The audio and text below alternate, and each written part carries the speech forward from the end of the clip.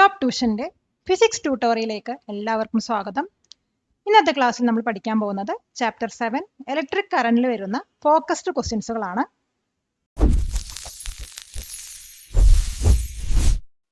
Question: If you connect a 9-volt battery to a 3-volt LED, why do we need a resistor in series? ഒരു 3-volt LED-യിൽ 9-volt battery connect ചെയ്യുന്ന സമയത്ത് എന്തിനാണ് നമ്മൾ അവിടെ series ആയിട്ട് resistor use ചെയ്യുന്നത്? ഇപ്പോൾ 9-volt ബാറ്ററിയിൽ വന്നിട്ട് 3-volt LED-നെക്കാളും ഹയർ വോൾട്ടേജ് ആണ് അവിടെ പ്രൊവൈഡ് ചെയ്യുന്നത്. അതുകൊണ്ട് ഇത് ഡയറക്റ്റ് ആയിട്ട് കണക്ട് ചെയ്ത് കഴിഞ്ഞാൽ LED-യിലൂടെ ഫ്ലോ ചെയ്യുന്ന ലാർജ് കറന്റ് വന്നിട്ട് അതിനെ കത്തിക്കാൻ ചാൻസ് ഉണ്ട്. അപ്പോൾ ഒരു റെസിസ്റ്റർ സീരീസ് ആയിട്ട് കണക്ട് ചെയ്യണമെങ്കിൽ അവിടെ വരുന്ന എക്സ്ട്രാ വോൾട്ടേജിന് അത് ഡ്രോപ്പ് ചെയ്യും. അതുമാത്രമല്ല അതിനകത്തുള്ള കറണ്ടിനെ ലിമിറ്റ് ചെയ്തിട്ട് LED-ക്ക് കറക്റ്റായിട്ട് ഓപ്പറേറ്റ് ചെയ്യാനുള്ള ഒരു സേഫ് ലെവൽ അത് പ്രൊവൈഡ് ചെയ്യും. അപ്പോൾ ഇതിൻ്റെ ഉത്തരം നമുക്ക് എങ്ങനെ വിശദീകരിച്ച് എഴുതാൻ നോക്കാം. A 9-volt battery provides a much higher voltage than the 3-volt the LED is designed for. Connecting it directly would cause a very large current to flow through the LED, instantly burning it out. A resistor is connected in series to drop the extra voltage.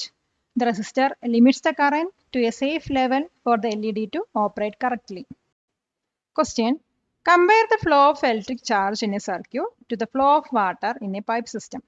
ഒരു pipe സിസ്റ്റത്തിലുള്ള water ഫ്ലോയും ഒരു സർക്യൂട്ടിലുള്ള electric ചാർജിന്റെ ഫ്ലോയും തമ്മിൽ compare ചെയ്യുക. അപ്പോൾ pipe സിസ്റ്റത്തിലുള്ള water ഫ്ലോയും സർക്യൂട്ടിലുള്ള electric ചാർജിന്റെ ഫ്ലോയും തമ്മിൽ വളരെയധികം സാമ്യമുണ്ട്. ഇപ്പോൾ നമ്മൾ ബാറ്ററിയും വാട്ടർ പമ്പും എടുക്കുകയാണെങ്കിൽ പമ്പാണ് വാട്ടർ പുഷ് ചെയ്യുന്നത്, അതേപോലെ തന്നെ ബാറ്ററിയാണ് സർക്യൂട്ടിനകത്ത് ചാർജസിനെ പുഷ് ചെയ്യുന്നത്. ഇനി നെക്സ്റ്റ് വയറും പൈപ്പും എടുക്കുകയാണെങ്കിൽ പൈപ്പ് വാട്ടറിനെ ഗൈഡ് ചെയ്യുന്നു, അതേസമയം സർക്യൂട്ടിനകത്ത് വയറാണ് ചാർജസ് ഫ്ലോയിനെ ഗൈഡ് ചെയ്യുന്നത്. പിന്നെ ഇലക്ട്രിക് കറൻറ്റും വാട്ടർ ഫ്ലോയും എടുക്കുകയാണെങ്കിൽ പൈപ്പിൽ വന്നിട്ട് വാട്ടറാണ് ഫ്ലോ ചെയ്യുന്നത്, അതേസമയം സർക്യൂട്ടിനകത്ത് കറണ്ട് എന്ന് പറയുന്നത് ഇലക്ട്രോൺസിൻ്റെ ഫ്ലോ ആണ്. പിന്നെ റെസിസ്റ്റൻസും നാരോ പൈപ്പും തമ്മിൽ കമ്പയർ ചെയ്യണമെങ്കിൽ നാരോ പൈപ്പാണ് വാട്ടർ ഫ്ലോ വന്നിട്ട് പൈപ്പ് സിസ്റ്റത്തിൽ കൺട്രോൾ ചെയ്യുന്നത്, അതേസമയം സർക്യൂട്ടിനകത്ത് റെസിസ്റ്റൻസ് ആണ് കറണ്ടിനെ സ്ലോ ചെയ്യുന്നത്. ഇനി സ്വിച്ചും ടാപ്പും എടുക്കുകയാണെങ്കിൽ ടാപ്പാണ് വാട്ടർ ഫ്ലോ പൈപ്പ് സിസ്റ്റത്തിൽ കൺട്രോൾ ചെയ്യുന്നത്, അതേസമയം സർക്യൂട്ടിനകത്ത് ഒരു സ്വിച്ചാണ് കറണ്ട് ഫ്ലോനെ കൺട്രോൾ ചെയ്യുന്നത്. അപ്പോൾ ഇതിൻ്റെ ആൻസർ നമുക്കൊന്നും കൂടി എങ്ങനെ വിശദീകരിച്ച് എഴുതാൻ നോക്കാം. Battery, water pump. A battery pushes charges like a pump pushes water. Wires, pipes. Wires guide the flow of charges just like pipes guide water. Electric current, water flow. Current is the flow of electrons like water flow in pipes. Resistance, narrow pipe. Resistance slows current just as a narrow pipe slows water flow. Switch, tap. A switch controls current flow like a tap controls water flow. Question: What happens to the current in a series circuit if one of the bulb burn out? ഒരു series സർക്യൂട്ടിൽ ഒരു bulb burn out ആയി കഴിഞ്ഞാൽ അവിടെയുള്ള കറണ്ടിന് എന്താണ് സംഭവിക്കുന്നത്? അപ്പോൾ ഒരു സീരീസ് സർക്യൂട്ടിൽ കറന്റ് ഫ്ലോ പറയുന്നത് ഒരു സിംഗിൾ പാത്തിലൂടെയാണ്. അപ്പോൾ ഒരു ബൾബ് ബേൺ ഔട്ട് ആയി കഴിഞ്ഞാൽ അതിൻ്റെ ഫിലമെന്റ് ബ്രേക്ക് ചെയ്തിട്ട് ആ സർക്യൂട്ടിനകത്ത് ഒരു ഗ്യാപ്പ് ക്രിയേറ്റ് ആവും. ഈ ഒരു ഓപ്പൺ ഗ്യാപ്പ് വന്നിട്ട് കറന്റ് ഫ്ലോ വന്നിട്ട് എൻറ്റയർ ആയിട്ട് സ്റ്റോപ്പ് ചെയ്യും. അതിൻ്റെ റിസൾട്ടായിട്ട് മറ്റുള്ള ബൾബ്സ്, ആ സീരീസ് സർക്യൂട്ടിനകത്തുള്ള മറ്റു ബൾബ്സും ബേൺ ഔട്ട് ആവുകയോ അല്ലെങ്കിൽ ഓഫ് ആവുകയാണ് ചെയ്യുന്നത്. അപ്പോൾ ഇതിൻ്റെ ആൻസർ നമുക്ക് എങ്ങനെ എഴുതാൻ നോക്കാം. In a series circuit, there is only one path for the current to flow. If one bulb burns out, its filaments breaks, creating a gap in the circuit. This open gap stops the flow of current entirely. As a result, all the other bulbs in the series circuit will also go out. കൊടുക്കുന്നതോറും ഏറിടും വിദ്യ തന്നെ മഹാധനം. ഈ video ഉപകാരപ്പെട്ടുവെങ്കിൽ like ചെയ്യൂ, share ചെയ്യൂ. Question: What happens to the current in a parallel circuit if one of the bulbs burn out? ഒരു parallel സർക്യൂട്ടിൽ ഒരു bulb burn out ആയി കഴിഞ്ഞാൽ അവിടെ വരുന്ന കറണ്ടിന് എന്താണ് സംഭവിക്കുന്നത്? ഇപ്പോൾ പാരലൽ സർക്യൂട്ടിൽ വന്നിട്ട് കറണ്ടിനെ ഫ്ലോ ചെയ്യാൻ മൾട്ടിപ്പിൾ പാർട്സ് ഉണ്ടാവും. അപ്പോൾ ഒരു ബൾബ് ബേൺ ഔട്ട് ചെയ്ത് കഴിഞ്ഞാൽ അതിൻ്റെ സ്പെസിഫിക് പാത്ത് മാത്രമാണ് അവിടെ തടസ്സപ്പെടുകയുള്ളൂ. മറ്റുള്ള പാത്തിലൂടെ, അതായത് പാരലൽ ബ്രാഞ്ചസിലൂടെ അവിടെ കറണ്ട് ഫ്ലോ നടക്കുന്നുണ്ടാവും. ഇതിൻ്റെ റിസൾട്ടായിട്ട് ഒരു ബൾബ് കേട് വന്നാലും മറ്റു ബൾബ്സ് ഒക്കെ അവിടെ നോർമലായിട്ട് വർക്ക് ചെയ്യും. അപ്പോൾ ഇതിൻ്റെ ആൻസർ നമുക്ക് എങ്ങനെ എഴുതാൻ നോക്കാം. In a parallel circuit, there are multiple paths for the current. If one bulb burns out, that specific path or branch becomes open. However, the current can still flow through the other parallel branches. Therefore, the other bulbs in the circuit will remain lit. Question: What is effective resistance? Effective resistance പറഞ്ഞാൽ എന്താണ്? രണ്ടിൽ കൂടുതലോ resistors ഒരു സർക്യൂട്ടിലുള്ള സമയത്ത് അവയുടെ effective resistance എന്ന് പറയുന്നത് ഒരു സിംഗിൾ റെസിസ്റ്ററിന്റെ റെസിസ്റ്റൻസിനെ പോലെയാകും. അതായത് ആ സിംഗിൾ റെസിസ്റ്ററിന്റെ എഫക്റ്റ് എന്ന് പറയുന്നത് ഇൻഡിവിജ്വൽ റെസിസ്റ്റേഴ്സിന്റെ കമ്പൈൻഡ് എഫക്റ്റ് പോലെ സെയിം ആയിരിക്കും. അപ്പൊ ഇതിന്റെ ആൻസർ എങ്ങനെ എഴുതാൻ നോക്കാം. When two or more resistors are included in a circuit, the effective resistance is equivalent to the resistance of a single resistor that can provide the same effect as that of the combined effect of individual resistors. Question: Two wires are made of same material and have the same length, but one is thick and one is thin. Which wire has a higher resistance? ഇപ്പോൾ രണ്ട് wires same മെറ്റീരിയലും അതുപോലെ same ലെങ്ത്തും ആണുള്ളത്. പക്ഷെ ഒരു wire തിക്കും പിന്നെ ഒരു വയർ തിന്നുമാണ്. അങ്ങനെയാണെങ്കിൽ ഏത് വയറിലാണ് ഹയർ റെസിസ്റ്റൻസ് ഉണ്ടാവുക? ഇപ്പൊ ഹയർ റെസിസ്റ്റൻസ് വന്നിട്ട് തിൻ വയറിലാണ് ഉണ്ടാവുക. അതായത് റെസിസ്റ്റൻസ് എന്ന് പറയുന്നത് area of cross section inversely proportional ആണ്. അപ്പൊ ഒരു തിൻ വയറിന് small area of cross section ആണ് ഉണ്ടാവുക. അപ്പൊ ഇത് വന്നിട്ട് തിക്ക് വയറിനേക്കാളും ഇലക്ട്രോൺസ് ഫ്ലോ റെസ്ട്രിക്ട് ചെയ്യും. അതുമൂലം ഹയർ റെസിസ്റ്റൻസ് ഉണ്ടാവും. അപ്പൊ ഇതിന്റെ ആൻസർ നമുക്ക് എങ്ങനെ എഴുതാൻ നോക്കാം. The thin wire will have a higher resistance. Resistance is inversely proportional to area of cross section. A thin wire has a smaller area of cross section which restricts the flow of electrons more than a thick wire.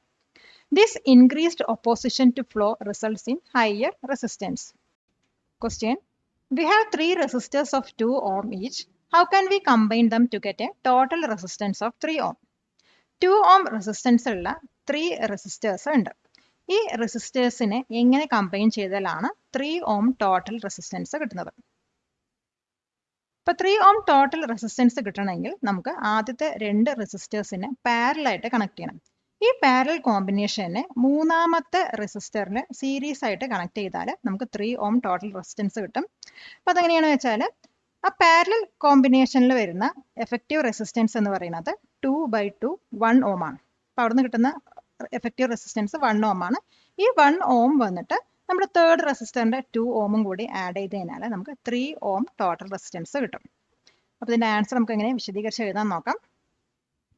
We can achieve this by connecting two of the resistors in parallel and then connecting the third resistor in series with that parallel combination. Effective resistance of the parallel part equal to 2/2, that is equal to 1 ohm.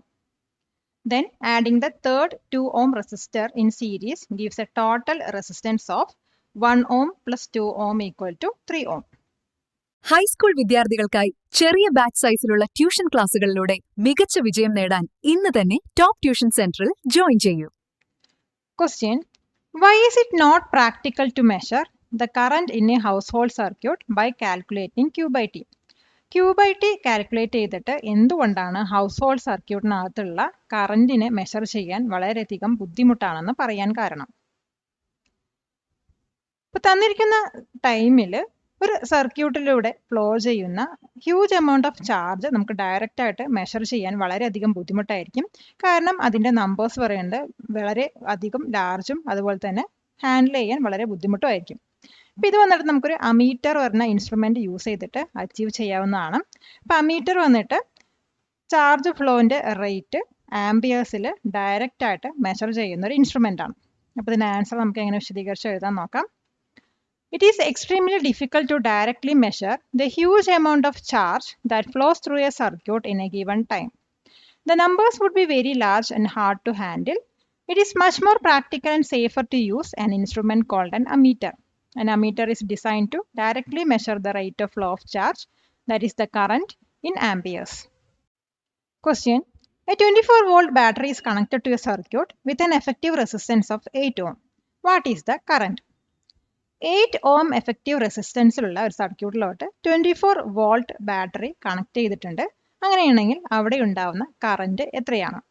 അപ്പോൾ നമുക്കറിയാം Ohm's law എന്ന് പറയുന്നത് current equal to voltage by resistance ആണ്. അപ്പോൾ ഇവിടെ voltage തന്നിട്ടുണ്ട് 24, അതുപോലെ റെസിസ്റ്റൻസും തന്നിട്ടുണ്ട് 8 ഓം. അത് നമ്മൾ ഈ ഒരു ഇക്വേഷനിൽ സബ്സ്റ്റിറ്റ്യൂട്ട് ചെയ്യുക. That is equal to 24 divide by 8. അപ്പോൾ 24 ഡിവൈഡ് ബൈ 8 നമ്മൾ സിംപ്ലിഫൈ ചെയ്ത് കഴിഞ്ഞാൽ 3 ആണ് കിട്ടുന്നത്. അപ്പോൾ 3 ആംപിയർ ആണ് ഇവിടെ വരുന്ന current. Question. In a parallel circuit, if one branch has a very high resistance compared to other branches, what can you say about the current in that branch? ഒരു പാരലൽ സർക്യൂട്ടിൽ ഒരു ബ്രാഞ്ചിന് മറ്റു ബ്രാഞ്ചസിനെക്കാളും ഹൈ റെസിസ്റ്റൻസ് ഉണ്ടെങ്കിൽ ആ ബ്രാഞ്ചിലുള്ള കറന്റിനെ കുറിച്ച് നിങ്ങൾക്ക് എന്താണ് പറയാനുള്ളത്? ഇപ്പൊ കറന്റ് വന്നിട്ട് നോർമലി ലീസ്റ്റ് റെസിസ്റ്റൻസ് ഉള്ള പാത്തിലൂടെ ആയിരിക്കും എപ്പോഴും ഫോളോ ചെയ്യുന്നത്. അപ്പൊ ഒരു പാരലൽ സർക്യൂട്ട് എടുക്കുകയാണെങ്കിൽ അതിൽ ഒരു ബ്രാഞ്ചിന് മറ്റു ബ്രാഞ്ചിനേക്കാളും വളരെയധികം ഹൈ റെസിസ്റ്റൻസ് ഉണ്ടെങ്കിൽ അവിടെയുള്ള കറന്റ് ഫ്ലോ പറയുന്നത് വളരെ സ്മോൾ ആയിരിക്കും. അതായത് ഹൈ റെസിസ്റ്റൻസ് ഉള്ള ബ്രാഞ്ചിൽ കറന്റ് ഫ്ലോ വളരെ കുറവായിരിക്കും. അതായത് മോസ്റ്റ് ഓഫ് ദ ടോട്ടൽ കറന്റും ഇത് വന്നിട്ട് മറ്റു ബ്രാഞ്ചസ്, അത് ലോവർ റെസിസ്റ്റൻസ് ഉള്ള ബ്രാഞ്ചസുമായിട്ട് ഡിവൈഡ് ചെയ്യുകയാണ് ചെയ്യുന്നത്. അപ്പോൾ ഇതിന്റെ ആൻസർ നമുക്ക് എങ്ങനെ എഴുതാൻ നോക്കാം. Current tends to follow the path of least resistance. In a parallel circuit, the branch with the very high resistance will have a very small current flowing through it. Most of the total current will be divided among the other branches that have lower resistance. Question. We have two resistors, 10 ohm and 20 ohm. How would you connect them to get the maximum possible resistance and the minimum possible resistance? അപ്പോൾ നമുക്ക് രണ്ട് resistors ഉണ്ട്, 10 ഓമിൻ്റെയും 20 ഓമിൻ്റെയും. അപ്പോൾ ഈ 10 ഓം റെസിസ്റ്ററിനെയും 20 ഓം റെസിസ്റ്ററിനെയും എങ്ങനെ connect ചെയ്താലാണ് നമുക്ക് maximum possible resistance കിട്ടുക, അതുപോലെ തന്നെ മിനിമം പോസിബിൾ റെസിസ്റ്റൻസും കിട്ടുക. അപ്പോൾ നമുക്ക് മാക്സിമം റെസിസ്റ്റൻസ് കിട്ടുകയാണെങ്കിൽ ഈ റെസിസ്റ്റേഴ്സിനെ സീരീസ് ആയിട്ട് കണക്ട് ചെയ്യണം. അതായത് ഇവിടെ വരുന്ന ടോട്ടൽ റെസിസ്റ്റൻസ് എന്ന് പറയുന്നത് ആർ സീരീസ് വന്നിട്ട് എടുക്കാം. അതായത് റെസിസ്റ്റൻസ് സീരീസിലായി കണക്ട് ചെയ്യുമ്പോൾ ആർ സീരീസ് വന്നിട്ട് എടുക്കുന്നുണ്ട്. അതായത് 10 ohm plus 20 ohm equal to 30 ohm ആണ് ഇവിടെ കിട്ടുന്ന മാക്സിമം റെസിസ്റ്റൻസ്. ഇനി നമുക്ക് മിനിമം റെസിസ്റ്റൻസ് കിട്ടാൻ നമ്മുടെ ഈ രണ്ട് റെസിസ്റ്റേഴ്സിനും പാരലായിട്ട് കണക്ട് ചെയ്യാം. ഇപ്പോൾ പാരലായിട്ട് കണക്ട് ചെയ്യുമ്പോൾ നമുക്ക് കാണേണ്ട ടോട്ടൽ റെസിസ്റ്റൻസ് എന്ന് പറയുന്നത് R1 × R2 divided by R1 plus R2 ആണ്. നമ്മുടെ R1 പറയുന്നത് 10 ആണ്, R2 പറയുന്നത് 20 ആണ്. അപ്പോൾ 10 × 20 ഡിവൈഡ് ബൈ 10 പ്ലസ് 20. 10 × 20 എത്രയാണ്? 200 ആണ്. 10 പ്ലസ് 20 പറയുന്നത് 30 ആണ്. 200 ഡിവൈഡ് ബൈ 30 ചെയ്ത് കഴിഞ്ഞാൽ ഒന്ന് സിംപ്ലിഫൈ ചെയ്ത് കഴിഞ്ഞാൽ 20/3 ഓം ആണ് നമുക്ക് കിട്ടുന്നത്. അപ്പോൾ ഇത് അപ്രോക്സിമേറ്റ്ലി 6.67 ഓം ആണ് വരുന്നത്. അപ്പോൾ ടോട്ടൽ റെസിസ്റ്റൻസ് ഇവിടെ വരുന്നത് പാരലായിട്ട് കണക്ട് ചെയ്യുമ്പോൾ ടോട്ടൽ റെസിസ്റ്റൻസ് കിട്ടുന്നത് നമ്മുടെ സ്മോളർ റെസിസ്റ്റൻസ് ആയ 10 ഓമിനേക്കാളും കുറവാണ്. അതായത് 6.67 ഓം ആണ് ഇവിടെ കിട്ടുന്നത്. Subscribe to this channel for more videos like this. Question. If you increase the number of identical cells connected in series, what happens to the total potential difference and the current in the circuit? ഇപ്പോൾ സീരീസിൽ connect ചെയ്തിട്ടുള്ള സെൽസിൻ്റെ identical സെൽസിൻ്റെ number increase ചെയ്ത് കഴിഞ്ഞാൽ total potential ഡിഫറൻസിനും അതുപോലെ ആ സർക്യൂട്ടിനകത്തുള്ള കറണ്ടിനും വരുന്ന മാറ്റങ്ങൾ എന്തൊക്കെയാണ്? നമ്മൾ സീരീസിൽ കണക്ട് ചെയ്ത ഐഡന്റിക്കൽ സെൽസിൻ്റെ എണ്ണം കൂട്ടിക്കഴിഞ്ഞാൽ ടോട്ടൽ പൊട്ടൻഷ്യൽ ഡിഫറൻസും കൂടും. അതായത് ടോട്ടൽ പൊട്ടൻഷ്യൽ ഡിഫറൻസ് എങ്ങനെ നമ്മൾ കാൽക്കുലേറ്റ് ചെയ്യുക പറഞ്ഞാൽ ആ ഒരു സർക്യൂട്ടിലുള്ള എല്ലാ സെൽസിൻ്റെയും വോൾട്ടേജസ് ആഡപ്പ് ചെയ്തിട്ടാണ്. അപ്പോൾ ഇതിനകത്ത് എക്സ്ട്രാ സെൽസ് ആഡ് ചെയ്യും തോറും അവിടെ വരുന്ന ടോട്ടൽ പൊട്ടൻഷ്യൽ ഡിഫറൻസ് കൂടിക്കൊണ്ടാണ് വരുന്നത്. ഇനി കറണ്ടിനെ കുറിച്ച് പറയുകയാണെങ്കിൽ ആ സർക്യൂട്ടിലുള്ള കറണ്ടും ഇൻക്രീസ് ആവുകയാണ് ചെയ്യുന്നത്. അപ്പോൾ നമ്മുടെ ഓംസ് ലോ പ്രകാരം I = V/R ആണ്. അതായത് നമ്മുടെ സെൽസിൽ സീരീസിൽ കൂടുതൽ സെൽസ് ആഡ് ചെയ്ത് കഴിഞ്ഞാൽ ഹയർ വോൾട്ടേജ് ആണ് ഇവിടെ പ്രൊഡ്യൂസ് ചെയ്യുന്നത്. അതുമൂലം ലാർജർ കറന്റ് ആയിരിക്കും ആ സർക്യൂട്ടിലൂടെ പാസ്സാവുന്നത്. അപ്പോൾ ഇതിന്റെ ആൻസർ നമുക്ക് എങ്ങനെ എഴുതാൻ നോക്കാം. When identical cells are connected in series, the total potential difference or voltage increases because the voltages of all the cells adds up. That is, voltage total equal to V1 plus V2 plus V3 plus etc. The current in the circuit also increases provided the external resistance remains the same, since according to Ohm's law, I = V/R. More cells in series means higher total voltage means larger current through the circuit. Question. What is the main purpose of disposing of old batteries carefully? Old batteries careful ആയിട്ട് dispose ചെയ്യാനുള്ള main purpose എന്താണ്? ഇപ്പോൾ old ബാറ്ററീസിനകത്ത് lead, cadmium, mercury പോലെയുള്ള heavy മെറ്റൽസും toxic chemicals ഒക്കെ ഉണ്ട്. അപ്പോൾ ഇത് നമ്മൾ സാധാരണ റെഗുലർ ട്രാഷിലൂടെ അത് കളഞ്ഞു കഴിഞ്ഞാൽ അതിനകത്തുള്ള ടോക്സിൻസ് സോയിലും അതുപോലെ തന്നെ ഗ്രൗണ്ട് വാട്ടറിലൊക്കെ ലീക്ക് ചെയ്യാനുള്ള ചാൻസ് ഉണ്ട്. അപ്പോൾ ഇങ്ങനെ ലീക്ക് ചെയ്ത് കഴിഞ്ഞാൽ അവിടെ എൻവിറോൺമെൻറ്റൽ പൊല്യൂഷൻ സംഭവിക്കുകയും അതുപോലെ തന്നെ ഹ്യൂമൻ ഹെൽത്തിന് തന്നെ അത് ഹാംഫുള്ളായി മാറുകയും ചെയ്യും. അതുകൊണ്ടാണ് ഓൾഡ് ബാറ്ററീസിനെ കെയർഫുള്ളായിട്ട് ഡിസ്പോസ് ചെയ്യണം എന്ന് പറയുന്നത്. അപ്പോൾ ഇതിൻ്റെ ആൻസർ നമുക്ക് ഒന്നുകൂടി ഇങ്ങനെ വിശദീകരിച്ച് എഴുതാൻ നോക്കാം. Old batteries contain harmful heavy metals and toxic chemicals. These include substances like lead, cadmium, and mercury. If they are thrown away with the regular trash, these toxins can leak into the soil and groundwater. This can cause serious environmental pollution and harm to human health. Question: Explain primary cell with an example. Example സഹിതം primary cellനെ കുറിച്ചിട്ട് explain ചെയ്യുക. ഒരു primary cell എന്ന് പറയുന്നത് non rechargeable electrochemical സെല്ലാണ്. അപ്പോൾ ഇത് വന്നിട്ട് chemical എനർജിയിൽ നിന്നും ഇലക്ട്രിക്കൽ എനർജിയിലോട്ട് കൺവേർട്ട് ചെയ്യുന്നു. ഒരു പ്രൈമറി സെല്ല് ഒരിക്കലും റീയൂസബിൾ ആയിരിക്കില്ല. അപ്പോൾ ഇതിനകത്ത് ഇലക്ട്രോകെമിക്കൽ റിയാക്ഷൻ എന്ന് പറയുന്നത് ഇറിവേഴ്സിബിൾ ആണ്. അതുപോലെ കെമിക്കൽ റിയാക്ഷൻ്റെ റേറ്റ് ഡിക്രീസ് ചെയ്യും തോറും ഇതിനകത്ത് പ്രൊഡ്യൂസ് ചെയ്യുന്ന ഇലക്ട്രിക് എനർജി ഡിക്രീസ് ആയിക്കൊണ്ടിരിക്കും. എക്സാമ്പിളായിട്ട് പറയുകയാണെങ്കിൽ mercury cell, alkaline cell, dry cell എന്നിവയൊക്കെയാണ്. അപ്പോൾ ഇതിൻ്റെ ആൻസർ നമുക്ക് എങ്ങനെ വിശദീകരിച്ച് എഴുതാൻ നോക്കാം. A primary cell is A non rechargeable electrochemical cell, converts chemical energy into electrical energy, cannot be reused. The electrochemical reactions are irreversible. The electric energy obtained also decreases as the rate of chemical reaction decreases. Examples: dry cell, alkaline cell, mercury cell. Question: Explain the secondary cell with an example. Example സഹിതം secondary cellsനെ കുറിച്ചിട്ട് explain ചെയ്യുക. ഇപ്പോൾ secondary cells എന്ന് പറയുന്നത് rechargeable ആണ്, അതേസമയം multiple times reuse ചെയ്യാനും പറ്റും. അപ്പോൾ ഇതിനെ സ്റ്റോറേജ് സെൽ അല്ലെങ്കിൽ ബാറ്ററീസ് എന്ന പേരിലും അറിയുന്നു. ഒരു സെക്കൻഡറി സെല്ലിനകത്ത് ഒന്നോ ഒന്നിൽ കൂടുതലോ സെൽസ് നമുക്ക് കാണാൻ കഴിയും. ഇത് വന്നിട്ട് ഒരു സിംഗിൾ സോഴ്സ് ഓഫ് ഇലക്ട്രിസിറ്റി ആയിട്ട് ഫംഗ്ഷൻ ചെയ്യുന്ന രീതിയിലാണ് അറേഞ്ച് ചെയ്തിരിക്കുന്നത്. സെക്കൻഡറി സെൽസിന് വരുന്ന എക്സാമ്പിൾസ് ആണ് lithium ion battery, lead acid battery, mobile battery എന്നിവയൊക്കെ. അപ്പോൾ ഇതിൻ്റെ ആൻസർ നമുക്ക് ഇങ്ങനെ വിശദീകരിച്ച് എഴുതാൻ നോക്കാം. Secondary cells are energy sources that can be recharged and reused multiple times. Also known as storage cells or batteries, consist of one or more cells arranged to function as a single source of electricity. Examples: mobile battery, lead acid battery, lithium ion battery. Palakkad നിവാസികളെ ഞങ്ങളുടെ class room ട്യൂഷനിലേക്ക് സ്വാഗതം ചെയ്യുന്നു. മറ്റൊരു വീഡിയോയുമായി വീണ്ടും കാണാം.